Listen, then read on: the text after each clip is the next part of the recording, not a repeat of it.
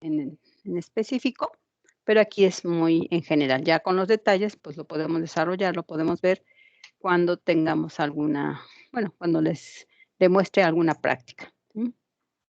Bueno, entonces nos quedamos en el microscopio de fluorescencia. Pues nada más algunas otras, Profesora, ¿sí? un compañero tiene una duda.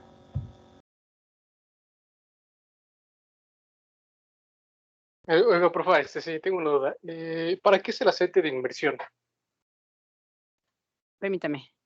Qué buena pregunta, nadie me la preguntó, pero bueno, ahorita la vamos a ver. Sí, eso es como que lo que siempre ando peleando con los alumnos. Pero bueno, ¿me permiten, porque me tendría que regresar? Sí, porque iba, a explicarles la parte de inmersión. Nos regresamos al microscopio óptico, que eso solamente se utiliza en el microscopio óptico, ¿sí? Bueno, mm, creo que aquí donde bueno, creo que aquí se ve mejor. Es que esto solamente lo podemos hacer, ya de forma presencial para que lo puedan observar, pero bueno, les doy la menos la explicación. Normalmente tenemos en la parte de lo que se le llama revólver, que es como disco, que también tiene una serie de engranajes, o sea, como de dientecillos que permite girar a todo el conjunto de objetivos para hacer precisamente el cambio de objetivos.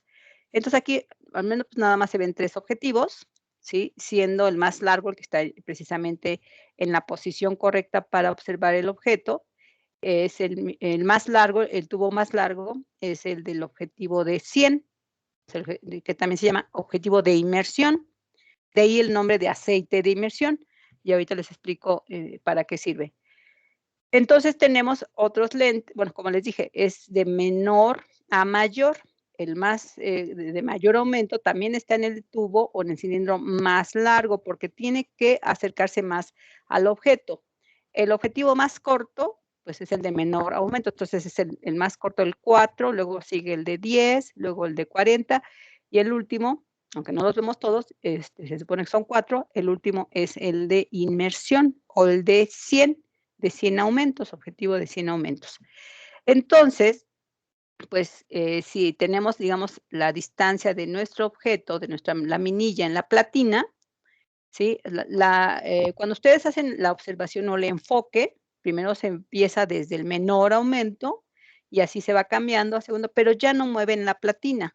O sea, la distancia que hay entre la platina y el revólver siempre se debe mantener, se debe quedar fija. Eso es algo muy, muy importante, pero digo, pues en esta ocasión, pues no lo hacemos, eso es lo que corresponde a la primera práctica, enseñarles precisamente esta situación. Pero bueno, lo que tienen que entender es que cuando ustedes hacen su primer enfoque con el primer objetivo, ya no se mueve el tornillo macrométrico, ya no se mueve la platina y solamente se utiliza el micrométrico para ajustar, pero milimétricamente, que incluso ni siquiera se notas el movimiento de la platina porque es micrométrico, por eso se llama tornillo micrométrico, pero ya no se debe modificar o no se debe desplazar la platina o porque si no mueven el objeto a observar. Y lo que se hace con el revólver es nada más hacer el giro, el cambio del lente de 4 y luego al lente de 10. En cada cambio de lentes solo se utiliza o solo se mueve el tornillo micrométrico, pero ya no se mueve el resto de... ¿Perdón? ¿Tienen alguna pregunta? No, no. Bueno, entonces va girando. El caso es que al último, o sea, el último objetivo, el de 100, ¿sí? Queda casi pegado. Muchos hasta se dicen, es que tengo que bajar la platina porque si no va a rozar el objetivo de 100 con la preparación, con la laminilla. Y bueno, yo les digo, no, no pasa nada, se supone que si no está descalibrado el microscopio, si está correcto, todas las piezas embonadas, todas las piezas bien, bien ajustadas a sus roscas correspondientes, si no le han movido nada, que bueno, luego sí, ya alguna vez nos pasó que sí lo movieron, y cambiamos el objetivo y rompió la laminilla, pero normalmente no, está calibrado perfectamente bien a la distancia milimétricamente. Entonces, parece que, o pareciera que el objetivo de 100 tocara a la laminilla de la platina, ¿sí? Entonces queda un espacio que, pues, es mínimo, es como de 1 milímetro de distancia entre el lente lente de 100 y la preparación, el vidrio de la preparación de la laminilla donde está su objeto a observar. Entonces, ese espacio tan pequeñito, sí, que a lo mejor de la lente de lupa, la lente de 4 aumentos, pues quedan como 2 centímetros de distancia, ¿no? Pero el lente de inmersión no, queda, o sea, aparentemente no hay espacio, aparentemente tocara la superficie del vidrio. O sea, no la toca, sí, porque, bueno, pues, a lo mejor está muy pegada, pero no la toca, a menos que muevan el tornillo del tubo donde está el objetivo, y entonces hasta la rompe, hasta puede romper la laminilla, ¿no? Entonces, ¿qué pasa? Ustedes háganlo, imaginariamente o físicamente. Si ustedes, ¿sí? Ven un objeto, no sé, lo que tengan, no sé, algo en su mano y lo ven a 20 centímetros de distancia de sus ojos, pues lo logran leer. Si tienen, no sé, un papel, algo escrito, pues pueden leerlo, ¿no? Entonces lo tienen, por ejemplo, a ver si veo, se ve mi imagen. Entonces ustedes, bueno, creo que no se ve muy bien mi mano. Entonces tienen a cierta distancia, bueno, ustedes que ven bien, a lo mejor yo ya no veo tanto, ven y alcanzan a leer lo que tienen enfrente, ¿no? Pero conforme van acercando esa misma imagen o con ese mismo papelito que está escrito, o las letras que están ahí en ese papel escritas, ¿sí? Lo que va a pasar es que llega un punto que ya está casi pegado a sus ojos o pegado a sus lentes, los que usen lentes, y ya no lo vamos a poder leer. Si lo leemos, pues, a cierta distancia, digo 20 centímetros, 10 centímetros, pero si lo pegan a sus ojos, ¿qué va a pasar? Ya no lo van a poder leer. Va a estar tan pegado que, ¿qué va a pasar? O sea, va a estar tan cerca a sus ojos que va a ser imposible leer, ¿sí? Lo mismo pasa con el lente, de inmersión, el lente de mayor aumento, de 100, queda tan pegado a la imagen que hay que evitar la reflexión de la luz utilizando un medio, ¿sí? Que evite esa capa, esa pequeña capa de aire que queda entre el lente y el objeto, ¿sí? Utilizando el aceite. El aceite lo que va a hacer es, disminuir la refracción de la luz, ¿sí? Y tratar de concentrar esa luz que se pueda disipar en un ambiente, en una concentración densa que es el aceite. Entonces, para evitar que se distorsione la imagen, para evitar que la luz se disperse, entonces se utiliza el aceite. No es necesario con los otros lentes, ¿sí? Porque ahí lo que queda como interfase es el aire, pero queda una capa gruesa de aire, ¿sí? Entonces, ustedes conforme, ¿por qué no pueden leer cuando acercan en su mano, ¿sí? A sus ojos? Porque se pierde también la luz, se distorsiona la imagen. Es lo que pasa cuando acercan el objetivo de 100 a la laminilla o al portaobjetos de vidrio donde está su objeto a observar, ¿sí? Para evitar la difracción de la luz y que puedan tener un mejor enfoque. Pero si eso mismo lo quieren ver, con el aceite embarrado, porque además se pone en la superficie de la laminilla, que toque el aceite al objetivo y a la laminilla de vidrio, pues se va a quedar ahí embarrada una vez que terminen de observar. Si eso mismo que ya observaron con 100 lo quieren observar con 10 o con 40, pues ahora el aceite les va a estorbar y tienen que eliminar el aceite de la laminilla, el aceite que se quedó, para poder regresar y observar con los lentes de menor aumento, ¿sí? Y también tiene una serie de procedimientos para eliminar el aceite, limpiar el aceite del lente, porque no se puede quedar el lente embarrado de aceite, porque se usan aceites que se cristalizan con el tiempo. Entonces, si no lo limpian cuando se entrega, o sea, cuando dejan de usarlo, entonces se queda ahí y una vez que se cristaliza ese aceite, pues va a rayar el lente y ya no va a servir el lente de inmersión. Así han echado a perder muchos lentes de inmersión porque no los han limpiado correctamente, ¿sí? Entonces, es todo protocolo y además es una serie de discusiones también porque los mismos microscopios los ocupan, por ejemplo, para la clase de organismos unicelulares y luego sigue la clase o de laboratorio de celular y los que utilizaron los de la clase anterior no los limpiaron y nos los entregaron sucios. A lo mejor no pasa nada si es el mismo día, pero ¿qué tal si los utilizaron una semana antes, no los limpiaron y luego una semana después los usamos nosotros? Pues sí, ahí sí va a haber problemas. Todavía una semana después hay solventes, que normalmente se utiliza acetona y alcohol, bueno, metanol, para eliminar ese exceso de aceite, pero si ese aceite se queda por un mes, olvídense, ya van a echar a perder para siempre esos lentes objetivos, ¿sí? Pues digo que es todo un rollo lo del aceite de emisión, pero esa es la finalidad. Pero tenía que echarme todo este rollo para que entiendan cuál es el objetivo real de utilizar el aceite de emisión. Y es muy importante, sin ese aceite no es posible enfocar, ¿sí? En el objetivo de inmersión o el objetivo de 100. Por eso se llama objetivo de inmersión. De hecho, en la inscripción del tubito donde está el lente, donde está el objetivo, dice oil, lent, aceite, lente de aceite. O sea, les está indicando que requieren aceite para utilizar ese objetivo. Y tiene también inscrito, o sea, como es de metal, pues está troquelado con esa leyenda Oil Lens y también dice 100X. O sea, aparte tiene el número de aumentos. Y cada uno tiene uno, el primero dice 4X, el segundo dice 10X, el tercero 40X y el último 100X. Todos están troquelados.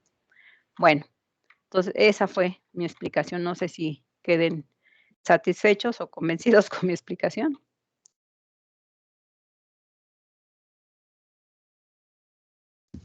Sí, profe. Sí, por favor, gracias. Muy bien. Ahora, el microscopio de fluorescencia. El microscopio de fluorescencia, vamos a decir que es un microscopio óptico, pero como les dije, lo que cambia es la emisión de la luz. Y no nada más la emisión de la luz, porque pues, a lo mejor puedo utilizar el microscopio y me da cierta longitud de onda, pero a lo mejor igual no puedo ver mis células o no puedo ver mis estructuras celulares, nada más así como en el puro microscopio de fluorescencia. Se requiere también toda una preparación especial de lo que voy a observar con el microscopio de fluorescencia. ¿Qué es lo que voy a observar? ¿Para qué me sirve un microscopio de fluorescencia? Entonces, bueno, el principio básico de un microscopio de fluorescencia es que, bueno, no es una imagen, digamos, como recta, o sea, no es como lo habíamos visto, de que hay una fuente de luz que llega y atraviesa el condensador, atraviesa la platina, el vidrio de la preparación o la laminilla, el objetivo, el espejo y el ocular, así como si fuera una imagen directa, ¿sí? o vertical. En el en el microscopio de fluorescencia es como una imagen o una luz lateral. Entonces tenemos lámparas además de mercurio, ¿sí? O lámparas que emiten la luz a diferente longitud de onda. Sí, ya habíamos visto que en el microscopio convencional, el óptico, de lámpara incandescente, pues tenemos luz blanca, lo que se llama luz blanca, o sea, con todas las longitudes de onda de la luz, no importa si es en el espectro del rojo, del azul, del verde, del amarillo, del morado. No, está toda la luz concentrada, no nos interesa separar o cambiar la longitud de onda de la luz. En cambio, en el microscopio de fluorescencia sí. En el microscopio de fluorescencia a lo mejor me interesa ver el espectro o la longitud de onda del azul, o en algunos otros del verde, o del rojo, o de los tres a la vez, ¿no? En fin, ahí se desglosa la luz a través de una serie de lentes colectoras que hacen precisamente la descomposición de la luz blanca en diferentes longitudes de ondas, utilizando además, estos filtros de excitación que lo que hacen precisamente es cambiar la longitud y solo permitir la emisión o la proyección de luz de cierta longitud, no toda la luz blanca, no todo el espectro de luz, ¿sí? Entonces, ya una vez que se descompuso o que se modificó, no descomponer, sino, ¿cómo se diría? Que se filtró la longitud de onda, o sea, una vez que descompones la luz o que la separas por diferentes longitudes de onda, solo permite el filtro que se emita la longitud de onda que uno decida, que uno quiera, pues quiero que pase la azul, la luz de longitud de onda azul, nada más. Entonces el filtro, bueno, aquí faltaría como que el espectro de luz visible, como el arco iris, y ya una vez que se forma el arco iris, solamente deja pasar la luz azul, la longitud de onda azul. Ya una vez que pasas la longitud, además, a través de una serie de espejos, transmite o refleja la luz hacia el objeto. En la parte de abajo, entonces, tenemos a nuestra platina, donde está, pues, la minilla, mi preparación, ¿sí? Igual también se utilizan laminillas de vidrio, pero ahorita vamos a hablar de cómo se prepara la muestra. La muestra no lleva un sistema igual que el que les mencioné, que puede ser incluso estructuras sin teñir, dependiendo si tienen su propio color, o estructuras de células o tejidos teñidos especialmente, ¿sí? O simplemente transparentes algunos, porque bueno, a lo mejor por como el contraste de fases o por sombras, también igual se puede ver alguna imagen. Aquí no, aquí el espécimen o el objeto a observar tiene que llevar una preparación especial, y ahorita vamos a hablar de la preparación. Entonces, ya que incidió sobre la laminilla, entonces refleja esa luz, cambia la longitud de onda, igual otra vez pasa a través de otro sistema de espejos que reflejan la luz. Ahora, pero esta luz es luz que tiene una diferente longitud de onda, que además puede ser mayor, o sea, que viaje con mayor longitud de onda y requiere un filtro especial, porque si no, incluso esa longitud de onda, imaginen que sea, por ejemplo, una ultravioleta, una luz UV, ¿sí? O sea, este es como un acelerador de la longitud de onda, y si fuera, bueno, luego sigue el lente ocular, igual que todos los microscopios ópticos, ¿sí? Y llega finalmente al ojo. Entonces, imagínense que esta luz emita con una longitud de onda de luz UV, pues hasta los podría dejar ciegos, ¿no? O sea, son microscopios especiales que requieren de filtros especiales, primero para hacer el cambio de longitud, filtrar la longitud de onda específica, y luego para recibir o emitir. O sea, pasó de ser luz azul a luz verde, por decir algo, pero puede ser cualquier otra longitud de onda diferente, porque proyecta o transmite con mayor velocidad la luz que se refleja ya con la imagen del objeto.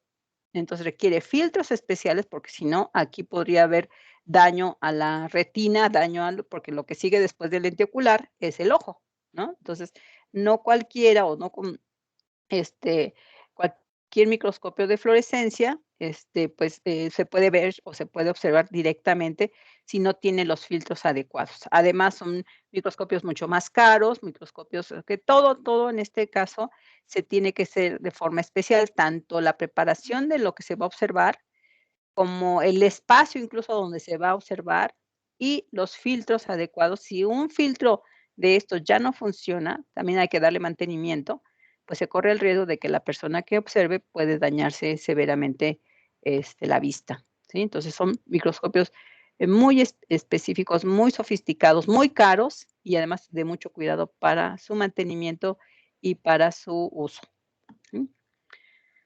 Y bueno, aquí está en general es lo mismo, ¿sí? Este es fuente de luz, aquí sí están los colorcitos, bueno, aquí 3 colorcitos, y el filtro solo permite la entrada de la luz azul, por ejemplo, ¿sí? Aquí dice que la longitud de onda es de 450 o 490 nanómetros. Acuérdense que la luz se descompone pues como en el arco iris, los 7 colores básicos de la luz blanca. Entonces, primero se descompone o se secciona, se separa por los colores, se difracta, luego se filtra, luego se transmite o se refleja al objeto, regresa por el lente objetivo, que le va a dar el aumento, luego se proyecta la imagen, igual a través de filtros, de espejos, llega al filtro final, previo a que se proyecte la luz, ya cambió de azul a amarillo, por ejemplo, ¿no? A una longitud de onda más larga, empezó como 450, ahora 510 nanómetros, hasta 560 que puede llegar en el filtro. Y una vez que ya pasa por el filtro, ya no hay peligro de dañarse la vista, pero lo importante es que lo que se va a ver del objeto es con una luz fluorescente amarilla, ¿sí? Entonces, lo que estamos viendo a lo mejor no es toda la célula, sino la estructura fluorescente que permitió que emitiera luz del objeto y que finalmente nos llegara con cierta longitud de onda hasta los ojos o a la persona que lo está observando, ¿sí? Esas imágenes a veces, bueno, también igual están computarizadas, se proyecta puede ser también a una pantalla, a una computadora, pero pues el enfoque del objetivo y del ocular, pues sigue siendo manual, ¿sí? Todavía, bueno, supongo que sí debe haber microscopios de fluorescencia que hagan el enfoque automatizado, sí, sí los hay, pero bueno, pues esos no los tenemos, son mucho más caros. Entonces, finalmente se hace el enfoque manual utilizando anillo macrométrico, micrométrico, pues igual es como un microscopio normal, este es un microscopio de fluorescencia.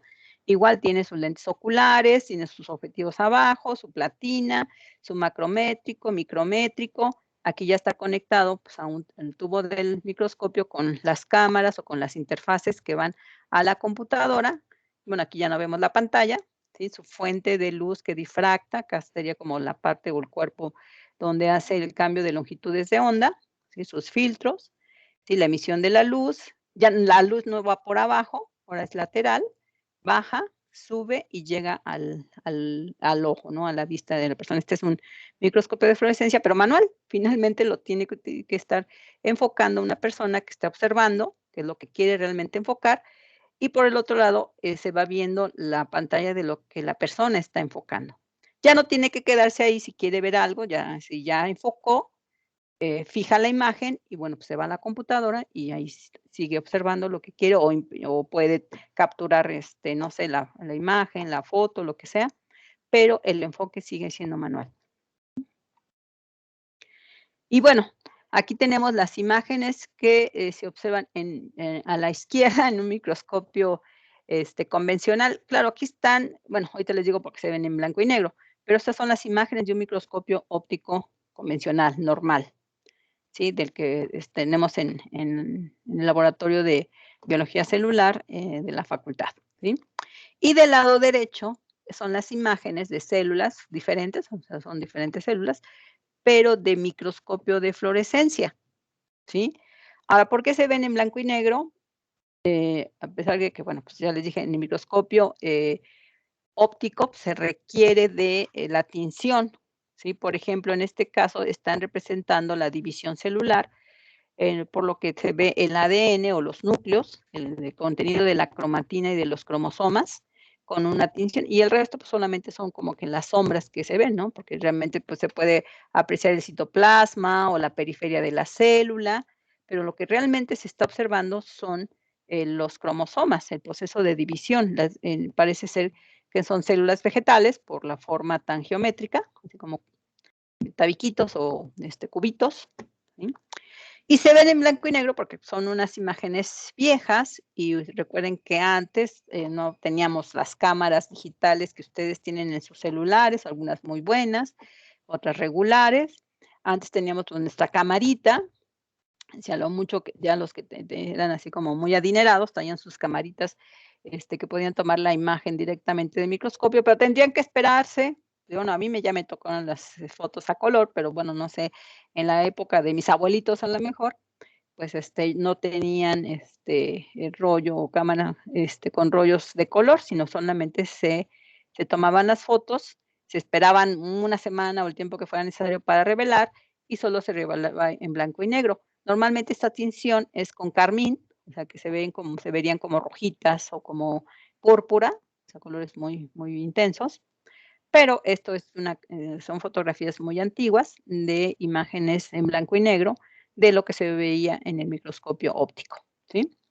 Ya después van a ver que yo tengo estas mismas preparaciones, bueno, no la misma imagen, pero preparaciones de división en la cebolla, de células de cebolla o células de germinados de alfalfa, germinados también de lenteja, y hemos teñido con carmín acético, que se ven como rojitas o como color muy intenso, y es en colores, ¿no? Ya, ahora sí en colores lo tenemos. Ahora, la de las imágenes a la derecha, ¿sí? Son tomadas del microscopio de fluorescencia, pero las imágenes que ven aquí no es lo que la luz atravesó con diferentes longitudes de onda. Para poder observar estas fluorescencias también, pues en el microscopio de fluorescencia, también se tiene que preparar a las células o al tejido que se va a observar. Se utilizan fluoróforos, o sea, un colorante, o como no es colorante, sino se utilizan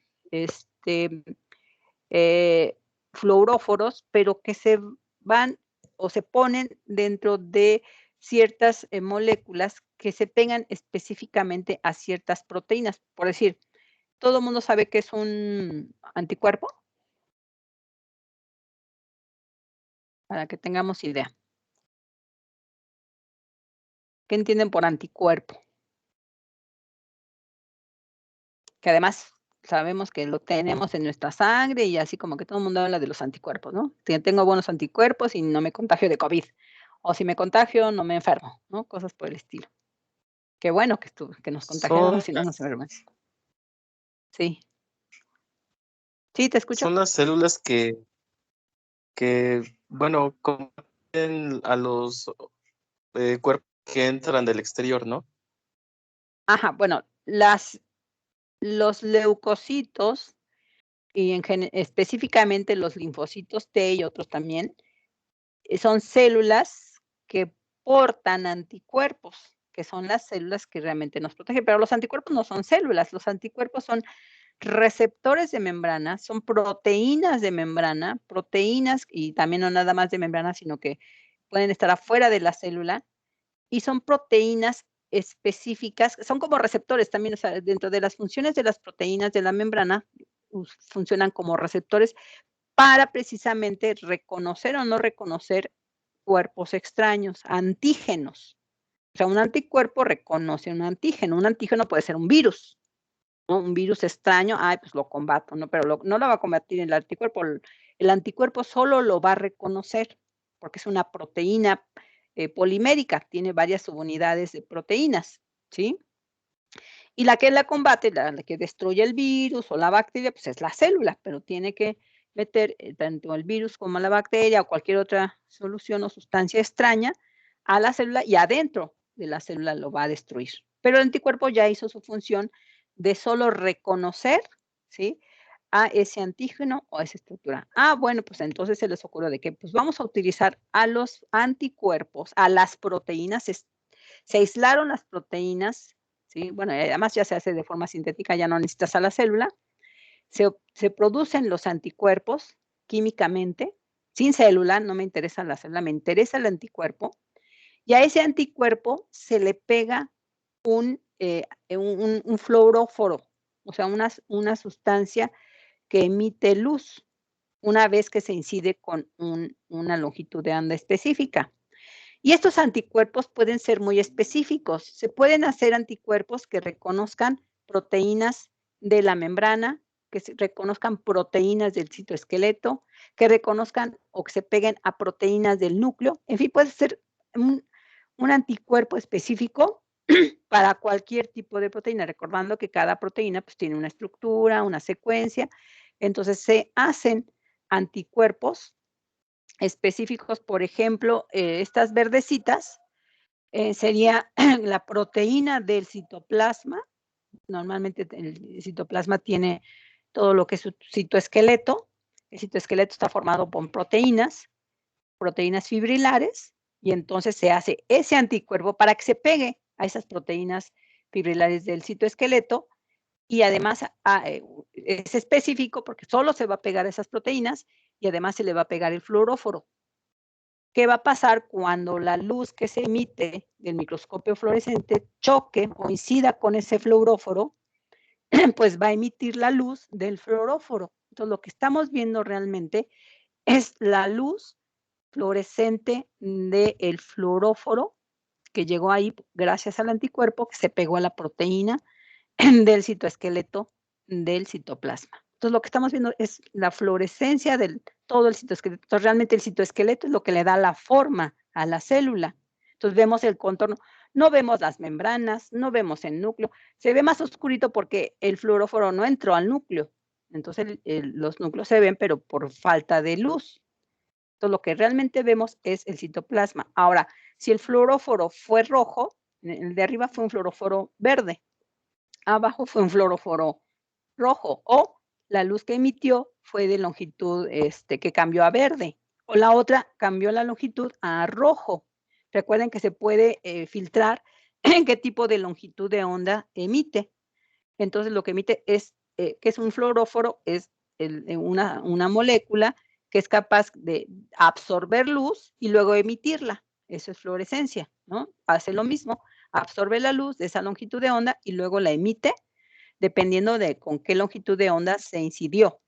Aquí fue, no sé qué longitud, pero la emitió como verde.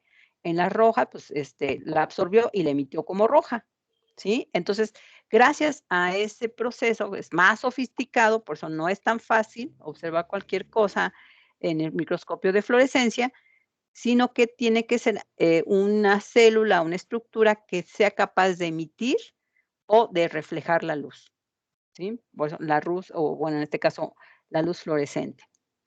Entonces, aquí, por ejemplo, pues tampoco se ve más que la proteína que forma el citoesqueleto que emite la luz roja. Se ve el círculo del núcleo, pues sabemos que es el núcleo porque en el interior no penetró el fluoróforo, ¿sí? Porque solamente tiñó o se pegó a las proteínas del citoplasma. Pero vemos el contorno y la forma celular, incluso el contorno del núcleo, pero no vemos de forma directa el núcleo. ¿Sí? ¿Sí queda claro? Más o menos, o sea, hay otras estructuras, por ejemplo, la primera imagen, ¿sí?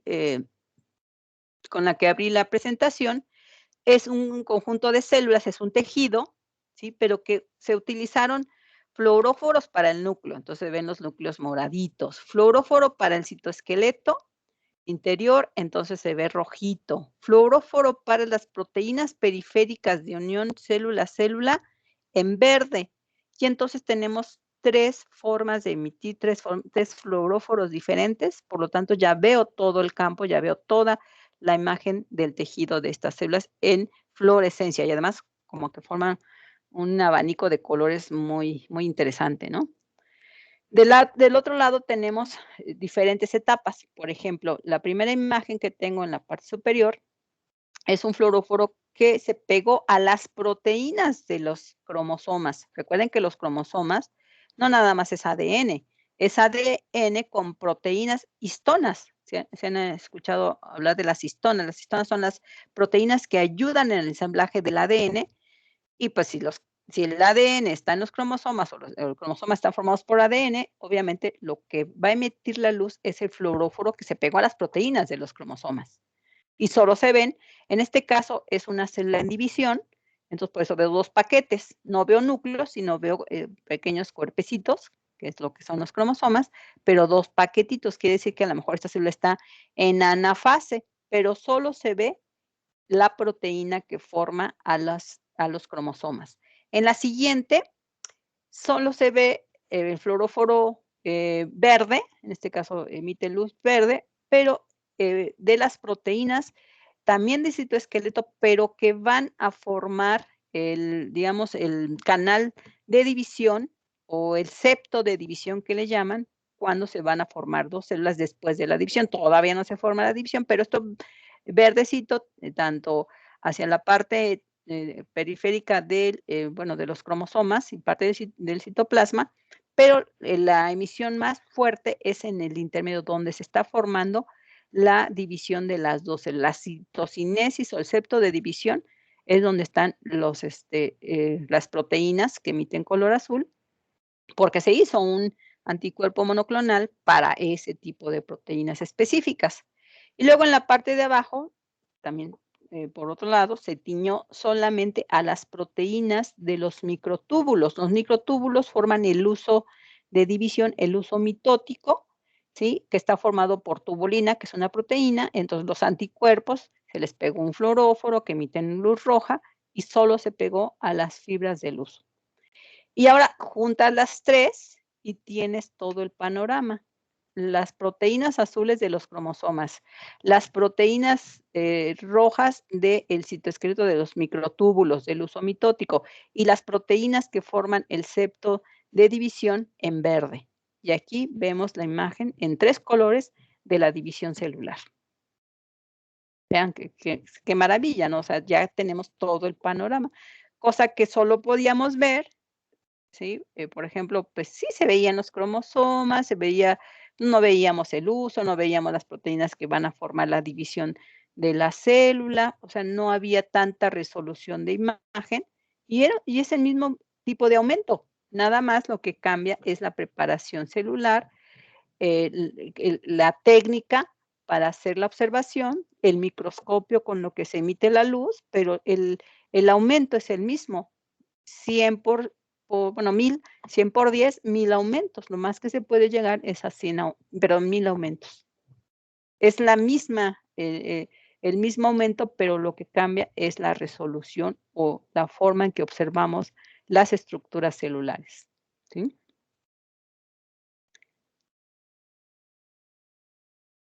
Y bueno, finalmente ya nada más nos queda la revisión del microscopio electrónico, que como les dije, ahí pues lo que se emite es un bombardeo de electrones que destruyen prácticamente la imagen. O sea, aquí, claro, también ¿cómo decirlo? A lo mejor ya pues, las células no están vivas, las células ya quedaron fijadas, pero se pueden utilizar laminillas que se pueden pues, obtener o se pueden conservar eternamente, ¿no? Bueno, siempre y cuando se preparen de la forma adecuada, pero puedo seguir teniendo la laminilla y observarlo en cualquier otro momento. No, lo que no sé, no estoy muy segura, es si esa fluorescencia se mantiene, perdura, ¿sí? Yo solo sé de por las laminillas que tengo, que son teñidas convencionalmente, y pues sí cambia ligeramente, o sea, a lo mejor ya no tienen la misma nitidez del color.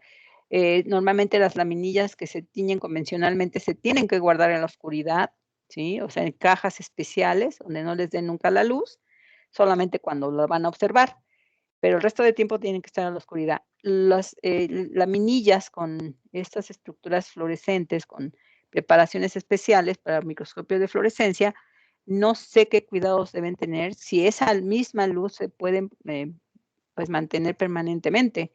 Claro, solamente lo van a poder ver esa emisión de luz en microscopio de fluorescencia, pero no sé si el efecto de fluorescencia se mantenga a lo largo del tiempo, ¿sí? Eso sí lo desconozco, pero bueno.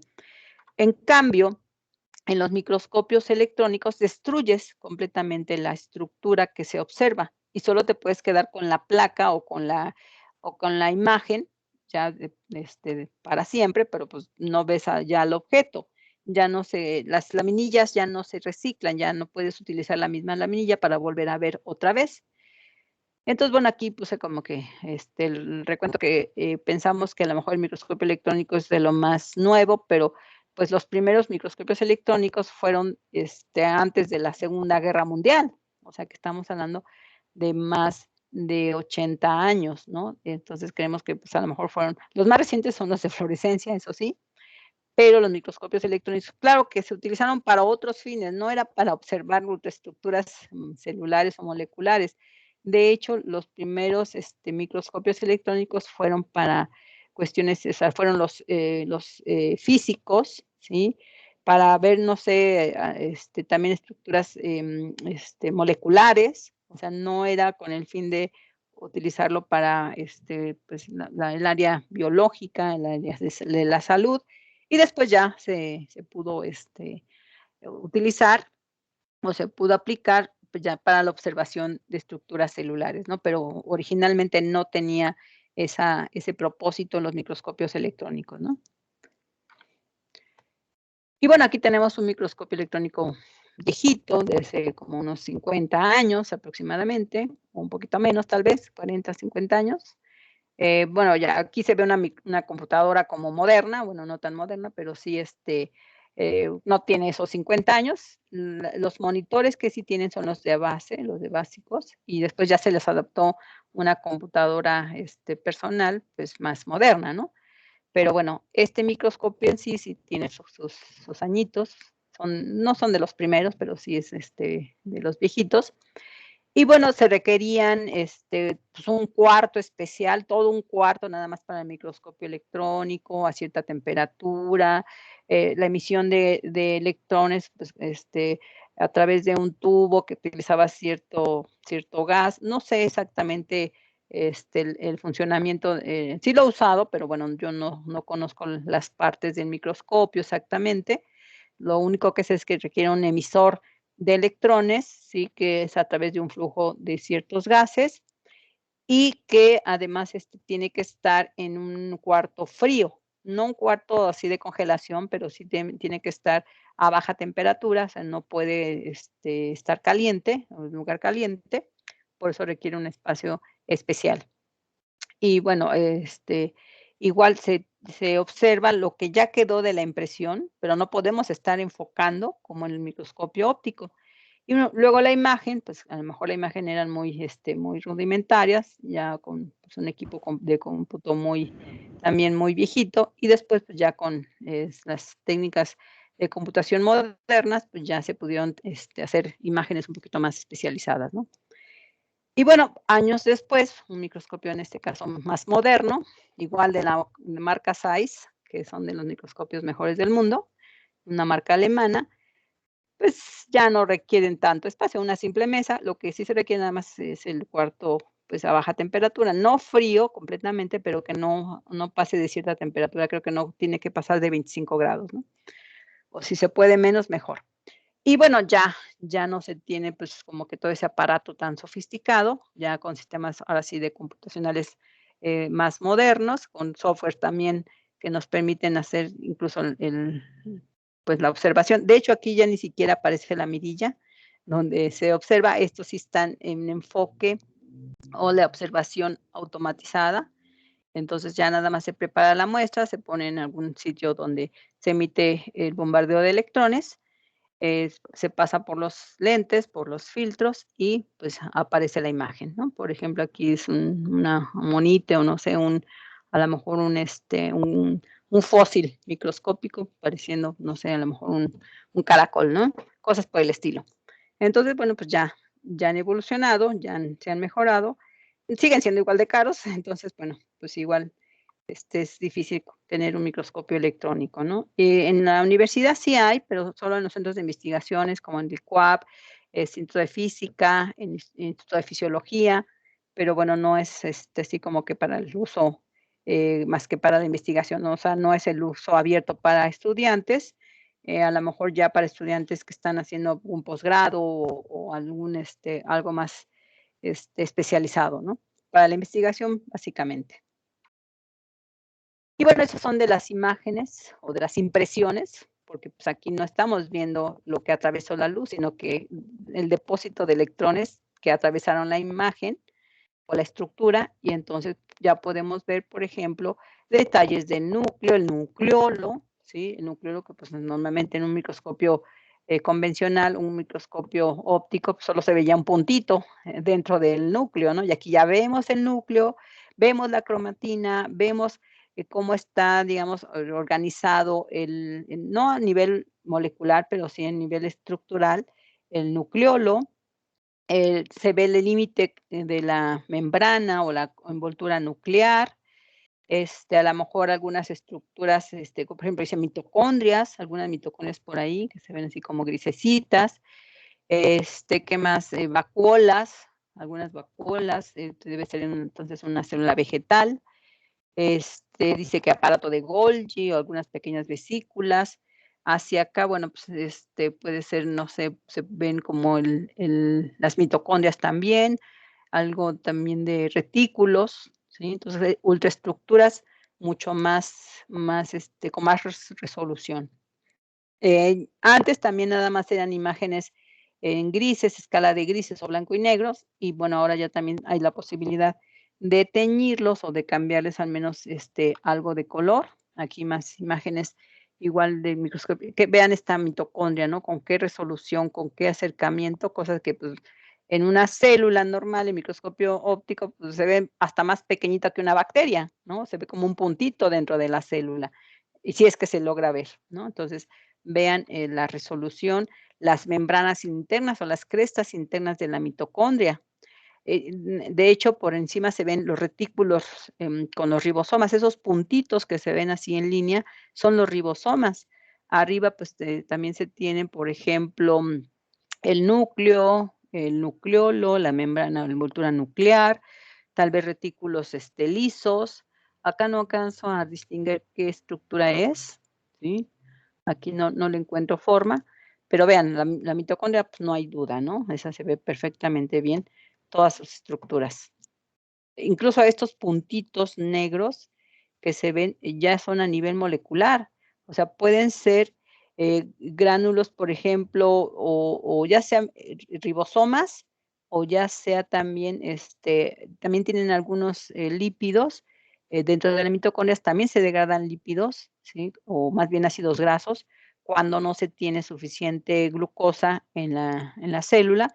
Entonces, pues el otro recurso, la otra materia prima que se utiliza como energía es los ácidos grasos, ¿no? En fin, no indica qué es, pero se pueden ver gránulos de ultraestructuras moleculares. Aquí también, por ejemplo, aquí tenemos un aparato de Golgi, se ve bastante bien todas esas vesículas así como manera de cuna. Esto es un conglomerado en la imagen A, esos son los ribosomas, ¿sí? Entonces vean, los ribosomas es imposible que los podamos ver en un microscopio óptico normal, ni al mayor aumento, ni con fluorescencia, ni con nada, simplemente no se distinguen. En la otra, en la B, pues no sé, puede ser parte del retículo liso. En la C es Golgi, junto con la D, pero la C es un poquito más cerca, o sea, más específica estas vesículas o estas como membranas internas, y aquí pues está completo membranas y vesículas, ¿sí? En la D. Ahora, como les dije, hay dos tipos de microscopios electrónicos, el que ve la estructura, que incluso puede atravesar la imagen, como en la mitocondria, o sea que aquí, pues, como si hubiera pasado la luz, pero realmente no pasó la luz, sino pasaron los electrones, atravesaron la estructura, atravesaron la célula y se imprimió la imagen, ¿sí? A través de una serie de impresiones electrónicas que se utilizan a lo mejor metales para hacer la imagen, una vez que se bombardean o que atraviesan los electrones. Pero hay otro tipo de microscopio electrónico que se conoce como de barrido. Un barrido es como un escaneo, hagan de cuenta que pasa como por la superficie de la imagen. Entonces, lo que se hace es preparar, por ejemplo, el objeto que se va a observar, un tejido, una muestra de lo que quieran observar, microscopio electrónico, y primero se le hace una impresión con algún metal, puede ser tungsteno, normalmente se utiliza tungsteno, no sé qué otros metales, y lo que haces es como el molde, hacer un molde de la estructura y posteriormente se disuelve lo que hay por debajo del molde. Hagan de cuenta que están haciendo un molde como de yeso o un molde, pues, no sé, de acrílico o de cualquier metal, y lo que realmente se va a apreciar en la imagen del microscopio de barrido es la superficie. Lo que entra al microscopio es lo que quedó como el cascarón, como la impresión. Pero bueno, para eso, pues, se pueden observar pedazos de células, la célula completa, el corte. Entonces, una vez que se hace la preparación de la muestra, ya, por ejemplo, que aquí se cortó. Normalmente se utiliza, esta es una técnica de criocorte, o sea, cortes a través de estructuras, congeladas.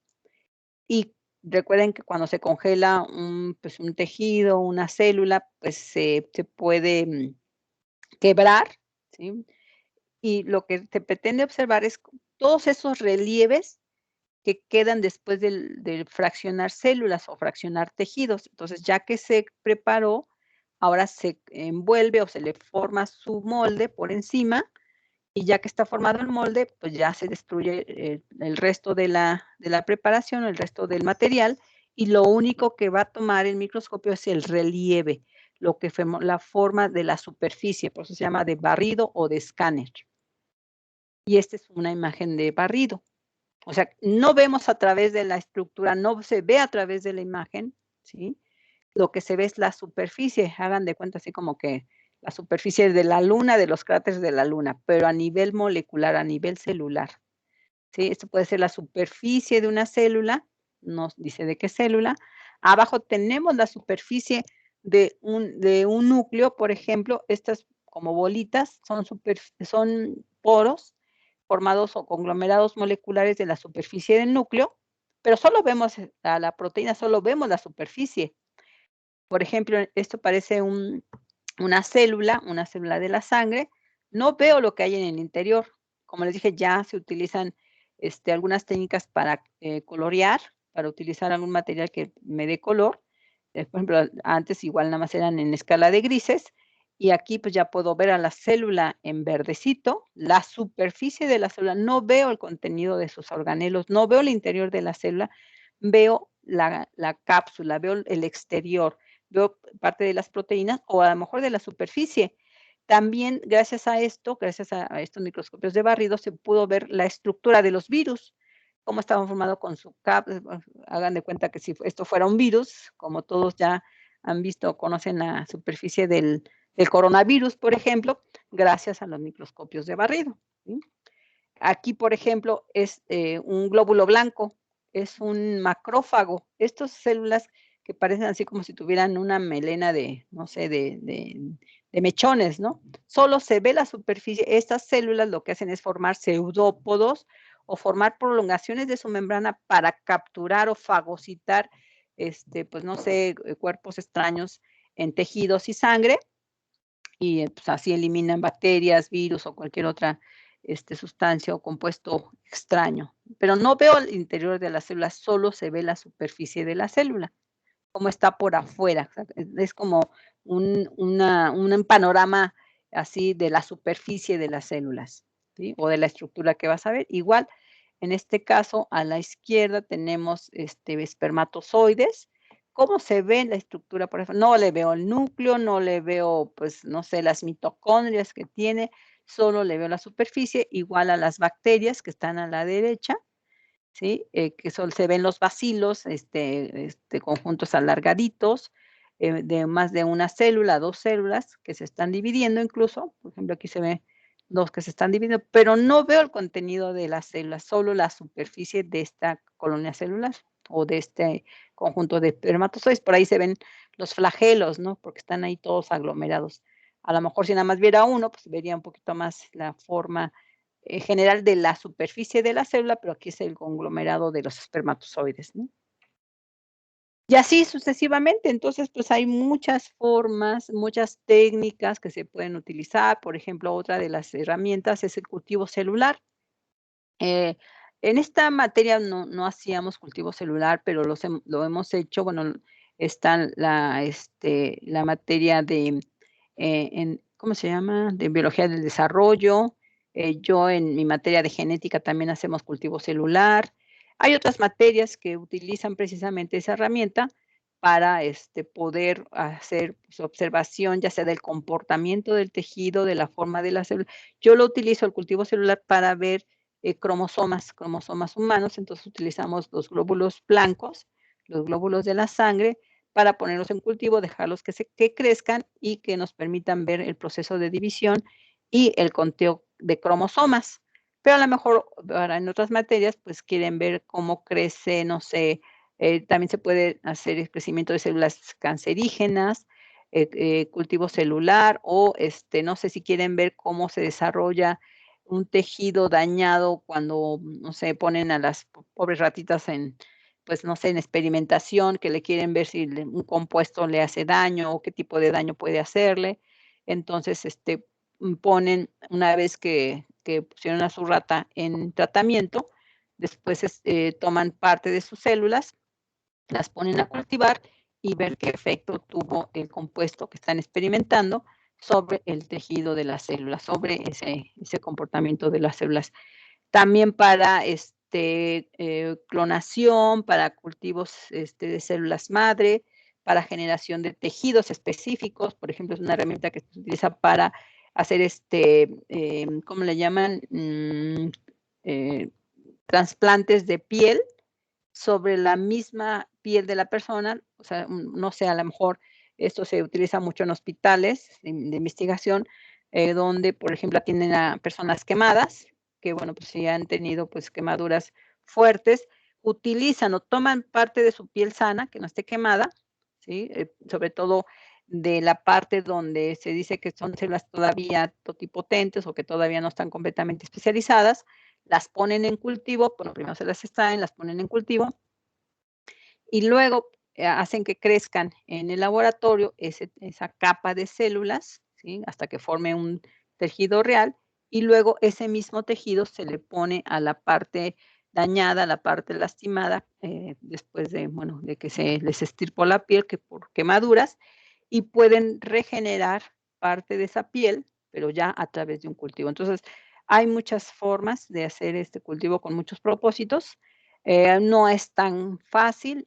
Aquí el problema es que hay que utilizar reactivos, hay que utilizar también condiciones completamente asépticas, cultivos especializados donde nada más puede entrar la persona que hace el cultivo y no se puede contaminar. Si un cultivo de esto se contamina, se echa a perder todo el trabajo. Entonces, no es tan fácil. Bueno, relativamente, o sea, fácil en el proceso para hacer el cultivo, pero las condiciones y el equipo que se requiere, ese no es tan fácil de conseguir.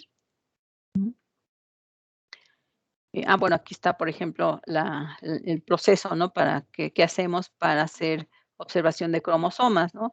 Se toma la muestra de sangre, se centrifuga, se separan, se obtienen solo los glóbulos blancos, se ponen en medios de cultivo, se deja que se crezcan durante 2 o 3 días, se detiene la división celular, se fijan, ¿sí? Se hacen las preparaciones, se observan a microscopio, se buscan figuras de cromosómicas, se organizan y se hace un cariotipo y se puede contar, por ejemplo, cuántos cromosomas tiene una persona.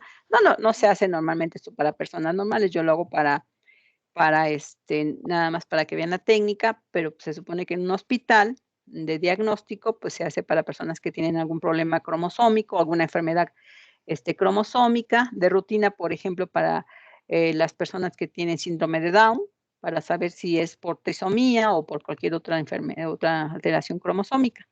Entonces, normalmente se utiliza en la parte médica, pero igual lo hacemos pues nada más como una práctica para saber cómo hacerlo en caso de que pues, les tocara hacerlo en algún lugar como su práctica profesional, o si ya alguien se quiere dedicar también a la parte genética, pero en laboratorios o en hospitales, ¿sí? Entonces, pues la técnica de cómo hacer la separación de las células por niveles, igual por centrifugación. También, bueno, eso no lo hacemos en celular, pero en caso de que quieran analizar o estudiar proteínas, normalmente se utiliza la electroforesis en poliacrilamida para poder separar diferentes proteínas con diferente tamaño o peso molecular. También se hace en electroforesis en agarosa. La agarosa se utiliza normalmente para ADN, para hacer bueno, por ejemplo, la impresión que tenemos de esta placa de bandas es agarosa, normalmente separamos diferentes fragmentos de ADN. Bueno, primero sirve para observar la extracción de ADN, si se hizo la extracción, y luego, pues también para ver que si se amplificó por PCR cierta sección o cierta secuencia de ADN, o cuando se hace un fraccionamiento masivo de fragmentos de ADN también. Entonces estarían como las dos formas, las dos son electroforesis. La de ADN es horizontal, la de proteínas, que está aquí a la izquierda, pues es vertical y se usan geles diferentes para poder hacer la separación tanto de proteínas como de ADN. ¿Sí? Igual, los dos, o en ambos casos, se utilizan placas o geles de diferente material para ver cómo migraron o cómo tenemos la separación de diferentes tipos de proteínas, como les dije, por densidad de tamaño o de peso molecular, ¿sí? Igual que el ADN, también que corren a través del gel de electroforesis por su diferente tamaño o densidad de peso molecular. Y bueno, pues eso sería todo en cuanto a técnicas en general. La microinyección, esa sí no la hacemos, pero pues también hay formas de hacer microinyecciones, por ejemplo, para extirpar núcleos.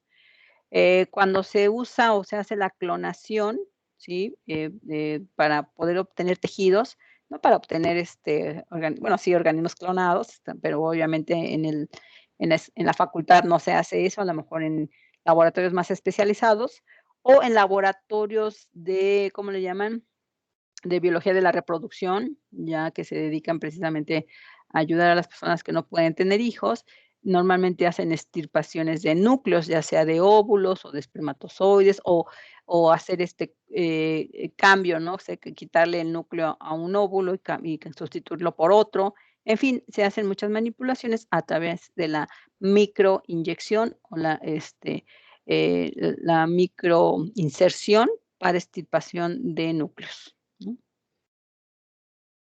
Bueno, pues eso sería todo. Nos permite ver no nada más estructuras nucleares, también estructuras cromosómicas. Por ejemplo, en mi clase de genética, pues lo que nos interesa es ver la forma de los cromosomas, ¿no? O alguna alteración o alguna anormalidad que se tenga en los cromosomas, porque a veces no es en cuanto al número de cromosomas, a lo mejor los cromosomas están bien, está bien el número de cromosomas, pero tiene alguna mutación, alguna alteración, alguna parte del cromosoma. Entonces también se utiliza mucho el cultivo celular para poder observar anormalidades o alteraciones en los cromosomas.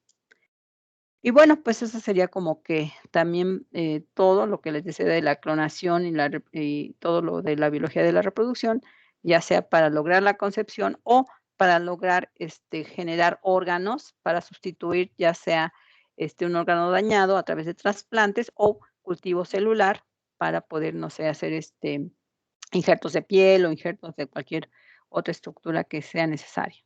¿Sí? Bueno, pues eso sería todo por esta clase. Aquí, digamos, una